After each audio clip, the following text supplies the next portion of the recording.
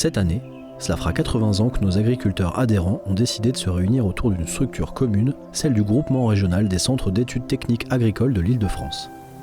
À l'occasion de cet anniversaire, nous voulons mettre en lumière des acteurs de notre association qui ont bâti des projets innovants.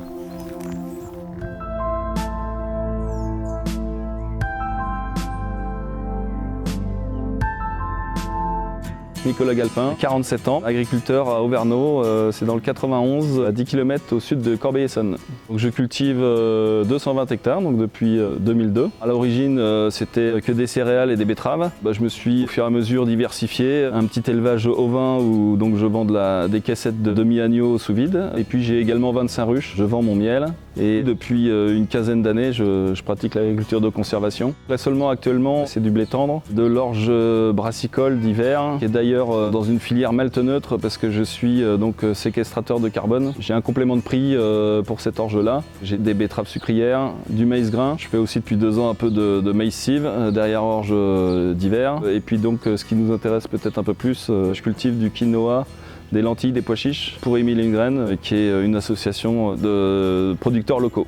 La genèse d'Émile et une graine, donc c'est Thierry Desforges, adhérent du CETA également, qui nous a réunis 5-6 agriculteurs du secteur parce qu'ils ne se sentaient pas suffisamment armés pour produire du quinoa tout seul. En 2018, donc on a cultivé que du quinoa, puis on s'est rendu compte que c'était intéressant d'avoir une gamme bien plus élargie. On a maintenant des lentilles vertes, des lentilles corail, qu'il faut décortiquer d'ailleurs, des pois chiches, du lin, du chia, du petit épeautre et de la lentille beluga. Ça a été assez long à mettre en place, on est parti d'une feuille blanche et depuis 2022, un d'entre nous a monté une installation de triage et donc on fait appel à ses services. Une fois que c'est trié, on stocke absolument en big bag Nox, c'est-à-dire que c'est un big bag qui a une deuxième poche étanche à l'intérieur et une fois qu'il est rempli, on fait le vide d'air et on injecte du CO2. Comme ça on garde les grains plusieurs années, on est tranquille avec les insectes. Au début on est parti à 5, comme tout travail en commun, on n'a pas tous les mêmes façons de travailler, les mêmes visions sur la façon de faire et la vision un peu à long terme de la société. Donc il y a des associés qui quittent la société et j'allais dire c'est la vie normale de toute société. Depuis le départ, tout le monde fait un peu tout, sauf la compta on va dire, mais le reste, que ce soit la commercialisation ou les livraisons, chacun met la main à la pâte. Et puis au niveau de l'ensachage, on n'a pas délégué pour l'instant, c'est nous-mêmes qui le faisons. Alors c'est très chronophage parce qu'on colle les étiquettes nous-mêmes, on n'a pas trouvé de sachets pré-imprimés et qui nous conviennent. Vu qu'on est rarement sur place tous en même temps, les commandes et les livraisons sont gérées par un logiciel qui est disponible pour tous les associés. Les surfaces sont assez aléatoires. On gère en fait les surfaces un peu en fonction des stocks qu'on a de l'année précédente. Depuis le début, notre objectif c'était d'avoir environ 1 an de stock pour faire face soit à des grosses commandes, soit à une mauvaise récolte.